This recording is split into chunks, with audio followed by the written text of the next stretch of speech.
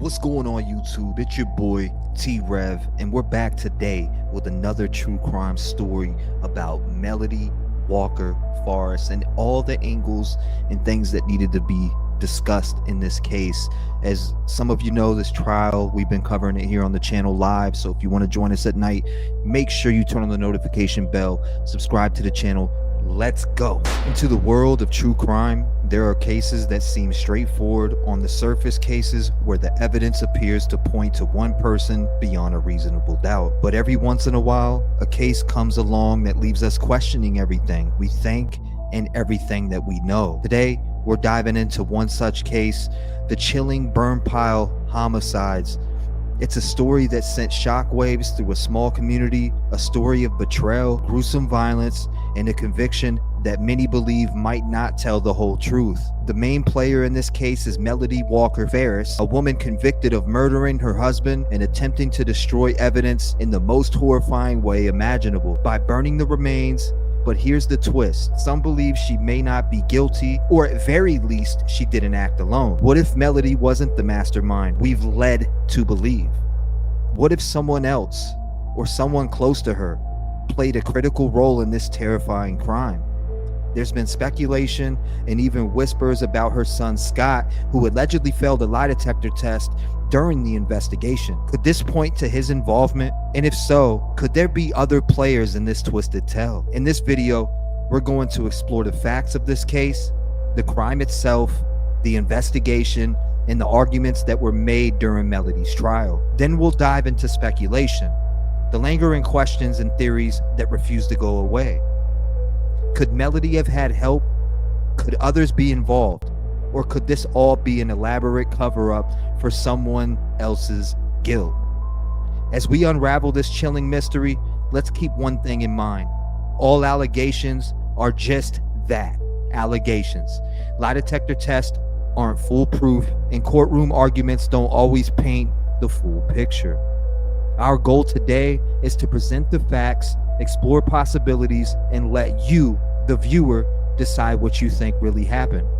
So grab your coffee and settle in, because this is one case that will leave you questioning everything, in my honest opinion. Now let's jump into the case details. The story of the Burnpile murders begins with a gruesome discovery in a remote area near Melody Walker Farris's home. Investigators found what appeared to be remains of her husband, reduced to ash and fragments in what authorities described as a burn pile.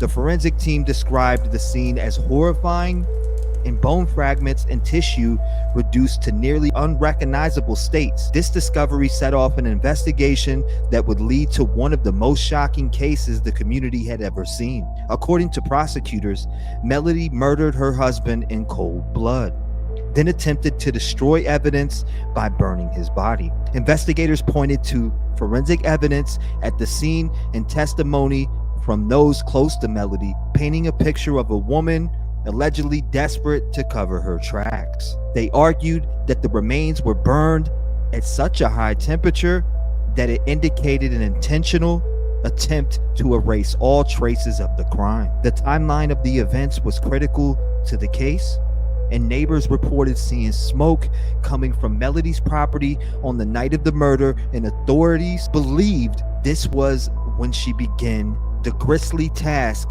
of disposing of her husband's body. Investigators also noted that neighbors had seen her son Scott coming and going from the property during this time, though his exact actions remain unclear. Forensic experts testified that the remains showed the signs of extreme heat exposure consistent with attempt to cremate them in an open fire, a highly unusual and telling detail.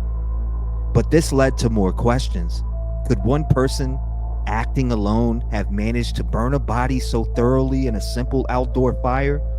Could a 125-pound woman, 5'3" to 5'4", have moved 300 to 350 pounds herself? Experts have stated that achieving this level of destruction will require significant effort, raising doubts about whether Melody acted alone. This is where her son Scott enters the picture. According to reports, Scott was allegedly questioned extensively during the investigation and even administered a lie detector test, a test that he reportedly failed. Although lie detector test results are not admissible in court, they sparked widespread speculation about whether Scott might have played a role in the crime or helped his mother in some capacity. If true, why would he fail the test? Was he hiding something, or was the test unreliable? Scott's behavior in the weeks following his father's disappearance also drew attention. Witnesses claimed he appeared nervous, avoided conversations about his father's whereabouts, and even acted defensively when asked questions. According to some, his responses only deepened suspicions. However, Scott was never formally charged or named as a suspect, leaving many to wonder if he simply knew more than he was willing to share. Investigators also uncovered troubling inconsistencies in the timeline. For example, forensic evidence suggested that the burn pile had been active for hours, potentially overnight. Was Melody truly alone during this time? Or could Scott or someone else have been there to assist her? These questions remain unanswered, but they have fueled speculation that the case might not be as straightforward as potentially it seemed. Adding another layer to this case are questions about the exact sequence of events. Was Melody really capable of carrying out this crime on her own? And if not, who else might have been involved? Prosecutors presented Melody as the sole perpetrator, someone driven by rage or desperation. But some argued that the physical demands of such a crime and the extensive cover-up suggest that others could have played a role. The conviction of Melody Walker Farris for the murder of her husband seemed, on the surface, to provide closure to a brutal case, but beneath the official narrative lies a web of unanswered questions and troubling inconsistencies that have left some wondering. Could Melody have truly acted alone, or could others, including her son Scott, have been involved? Let's start with the logistics of the crime. Forensic experts testified that the level of damage to the remains required sustained intense heat over a prolonged period of time.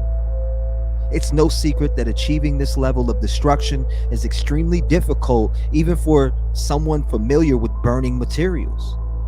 Several experts have pointed out that open fires rarely reach the temperatures necessary to destroy human bones so completely, raising questions about how exactly the remains were burned.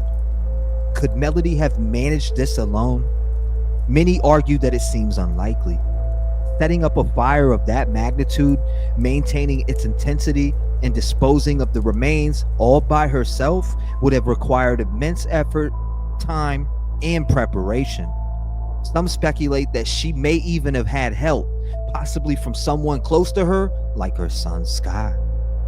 Scott's name has came up very frequently in theories about this case, especially given his alleged failure of a lie detector test. While polygraphs are notoriously unreliable and admissible in court, failing such a test still raises the eyebrows of the public and law enforcement officers. Why would Scott fail? Was he nervous, or could he have been hiding something? If he was involved in some capacity, the next question becomes, how much did he know, and what role, if any, did he play? Adding to this suspicion is Scott's behavior around the time of the crime. Witnesses reported that he was evasive and defensive when asked about his father's disappearance. Some claim that he avoided conversations entirely, while others say he seemed anxious and on edge. Behavior alone isn't proof of guilt, but it's enough to raise questions about whether Scott may have been aware or even involved in what happened to his father. But Scott isn't the only potential accomplice people have speculated about. Some have pointed out to the possibility of other individuals who might have had motives to harm Melody's husband. Could a third party have been involved, either during the crime itself or in the aftermath? The details of the burn pile, the methodical nature of its construction and maintenance, suggest a level of planning and execution that some find hard to attribute to Melody alone. Another troubling aspect of the case is the lack of concrete evidence tying Scott or anyone else to the crime. While suspicions and circumstantial evidence abound, prosecutors focus their efforts entirely on Melody, building a narrative around her alleged actions. This leaves open the possibility that crucial evidence was overlooked or not fully explored. And what about Melody's own claims? Reports suggest that she has maintained her innocence, insisting that she wasn't responsible for the crime. While it's not uncommon for convicted individuals to deny guilt, her claims add another layer of complexity to the case. Could her insistence point to her have been framed, or perhaps coerced into covering for someone else? Finally, we must consider the broader implications of unanswered questions in this case. If Scott or anyone else was involved, what does that mean for the justice system's handling of the investigation? Did investigators fail to follow up on potential leads, or was the case closed too quickly once they had a prime suspect? At the heart of the mystery lies one haunting question. If Melody Walker Farris didn't act alone, who else might have had a hand in this horrifying crime? The Burnpile murders case is one that continues to haunt both the community where it happened and the minds of those who follow true crime stories. Melody Walker Farris was convicted of a brutal crime, but the lingering doubts and unanswered questions leave many wondering if justice was fully served, or if the full truth is yet to be uncovered. The evidence presented in court painted Melody as the sole perpetrator, but the logistics of the crime, the alleged behavior of her son Scott, and the possibility of other players suggest a much more complex story. And could Melody have truly acted alone? Did Scott or someone else have a hand in this chilling crime? And if so, why weren't those avenues fully explored? Scott's alleged failure of a lie detector test and his reported evasive behavior, his reported evasive behavior, and the sheer physical difficulty of the crime raised serious doubts about whether Melody should bear the full blame. Now, at the same time, the absence of concrete evidence against anyone else complicates the narrative, leaving a frustrating gap in the search for the truth. As within any case like this, it is crucial to approach the story with caution. Allegations, theories, and suspicions are not proof, and everyone is innocent until proven guilty. But that doesn't mean we can't ask questions, and questions that demand answers at that. So what do you think? Was Melody Walker Farris guilty beyond a reasonable doubt, or could someone else have been involved? Was justice served, or could this case be hiding even a darker truth? Let us know your thoughts down in the comments below. Don't forget to like this video, subscribe for more deep dives into true crime, and hit the notification bell so you never miss a story that will leave you questioning everything. Thanks for watching, and we'll see you on the next one. And this one is one of those cases where it just baffles me. But shout out to y'all, Rev Gang. Make sure you hit the like button. Love and light to all. It's your boy T-REV. I'm out.